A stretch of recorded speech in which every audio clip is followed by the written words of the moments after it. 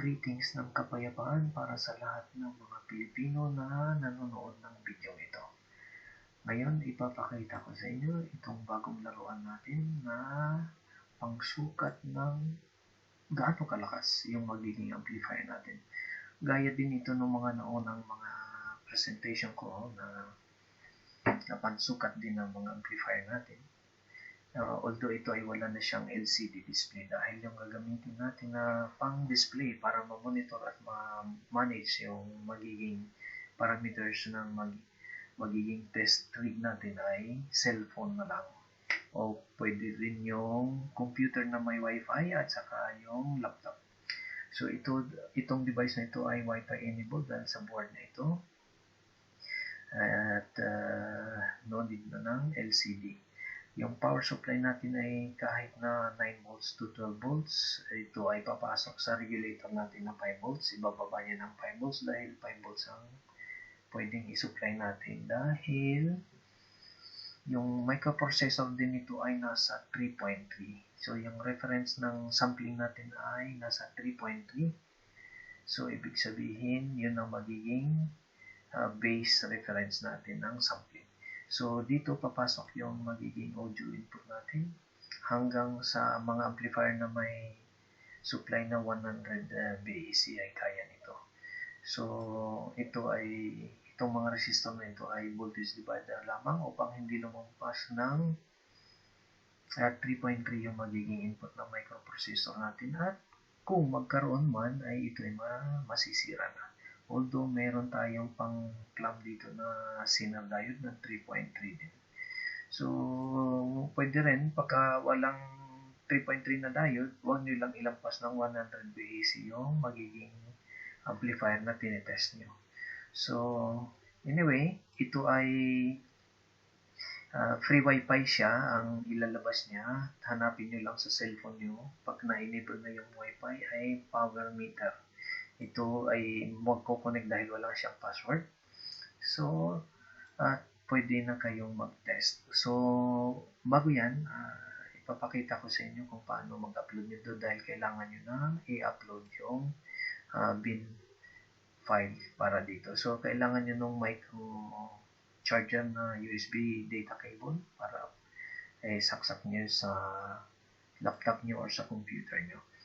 So, anyway, this is the link na isasama ko din sa description nung kung saan tayo mag-download ng flashing tool natin. So, ito yung website at ito yung version 3.8.5 yung ginagamit ko ngayon. So, i-select nyo lang ito tapos i-download nyo. Pag na-download na siya, ito ang kalabasan niya. Dahil zip file siya, kailangan natin siyang i-extract. Double click, extract lang. Tapos, okay. Pag na-extract na, open nyo lang. Tapos hanapin ang file na ito. So, double click lang din ito. At lalabas yung magiging option. So, developer mode tayo. ESP8266 download tool dahil yun yung module natin. Ito hindi tayo gumagamit nito. Ito pwede siya pag ito yung kailangan lang natin i-edit yung code. Kailang ito ay mas mura, nasa less than 200 lang pagka hanapin mo siya sa Lazada. So open natin yan. Tapos hanapin natin yung bin file. Yung bin file ay sinave ko na sa desktop, ibibigay ko din ito kasama magbibigay ko ng link kung saan ko isi-save ang file na yan. So, open lang yan. Tapos, huwag kalimutan yung natin dito, hex code na puro 0 lang, 5 0. 5 0, tapos 0 times 5 0. Tapos, isi-select natin. At huwag kalimutan yung magiging ESP module natin ay isasaksak lang natin sa computer. At hanapin kung anong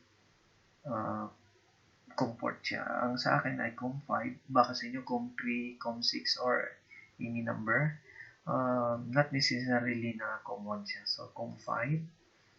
Tapos dito, ito lang ang papalitan natin dahil ito yung akma sa ESP8266 natin.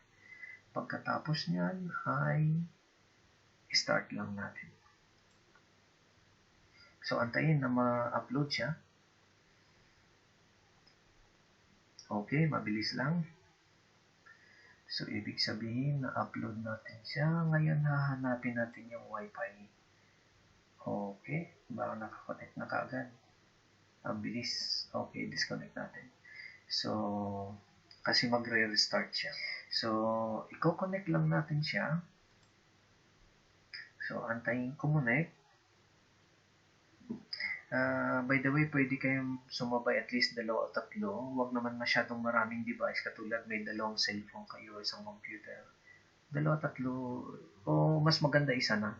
Kasi nag-overload din yung bumabagal din yung magiging data niya na yung ipapasa niya ng data sa ibang device. So, anyway, okay, nakakonect na tayo. So, open natin yung browser. Open tab tayo. 192.168.1.1. Yun yung ginawa kong address at automatic na.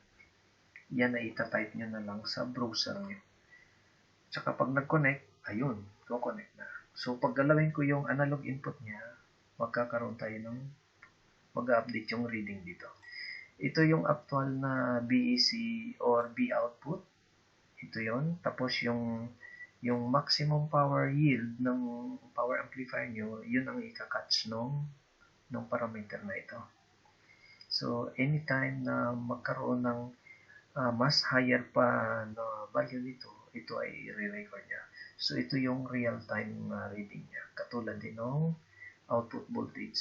So, ito hindi ito kasama sa computation ng power output. At ito lamang ay parameter kasi pagka gusto nyo i-save yung screenshot nyo lang at least yung information. Itong pangalan naka-default lang kasi ito dahil siyempre tayo may-ari. At kaya lang pwede nyo itong babaguhin. So punta tayo sa settings. Kunwari yung 100 yung BEC ng transformer ko.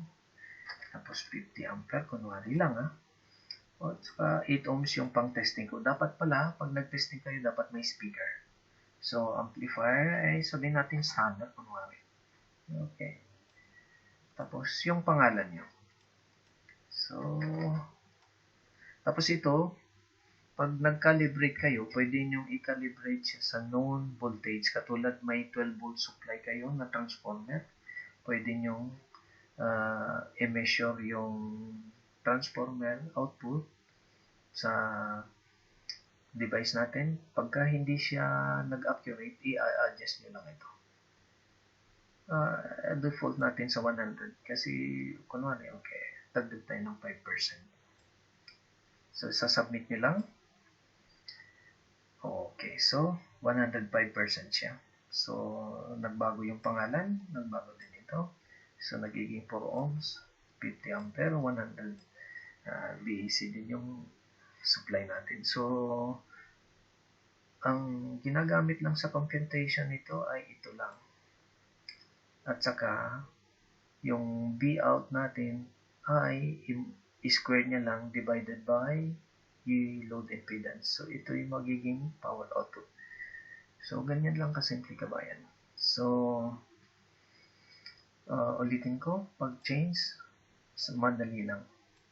Okay, sample tayo ulit. 50. Sabihin natin 5 ampere lang. Tapos, okay, 8 ohms tayo. Kunwari naman Rocky.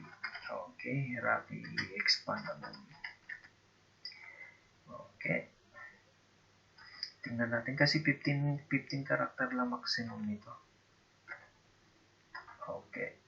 Hindi na pumasok yung E. So, 15 karakter lang kasi ang maximum na nilagay ko para hindi siya masyadong mabigat. So, okay. So, kunwari, 100%. So, kasi default yung 50. So, ang value natin ay 50 din para maging 100. So, 100%. So, submit nyo lang. So, yun ulit. So, papasok ulit. So, pag natapos na kayo mag-testing, pwede nyong screenshot at para ma-save nyo yung magiging resulta nyo. Hindi na tayo mag-print kasi magastos pa sa papel. Screenshot nyo na lang, saka pwede nyo na ipagmalaki sa Facebook, i-post nyo na. Okay, maraming salamat. Yun lang mga kabayan. Peace be with you.